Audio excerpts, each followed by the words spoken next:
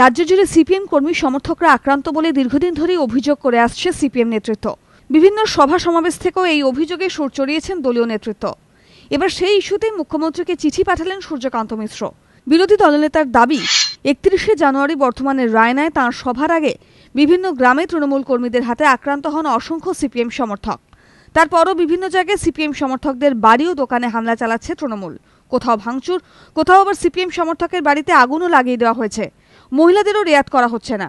আক্রমণকারীরা পুলিশের সামনেই ঘুরে বেড়াচ্ছে, কিন্তু পুলিশ তাদের বিরুদ্ধে কোনো ব্যবস্থা না নিয়ে 14 জন আক্রান্তকে গ্রেফতার করেছে।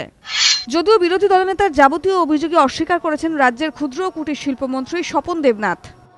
তো উল্টো কথা শোনা যাচ্ছে, উনি মিটিং করার পরই তো আমাদের লোকেদের উপর আক্রমণ করেছে আলমপুরে। সূর্যকান্ত বাবু মিটিং করে যাওয়ার পরের দিনই তৃণমূলের কর্মী সিপিএম এর লোকেরা আক্রমণ করে। ওরকম আমরা কখনো আক্রমণ করি না। চিঠিতে বিরোধী দলনেতা আর্জি জানিয়েছেন, সিপিএম কর্মীদের ওপর হামলার ঘটনায় নিরপেক্ষভাবে ব্যবস্থা নেওয়ার জন্য পুলিশকে নির্দেশ দিন মুখ্যমন্ত্রী। দীপক ঘোষের রিপোর্ট, এবিপি আনন্দ।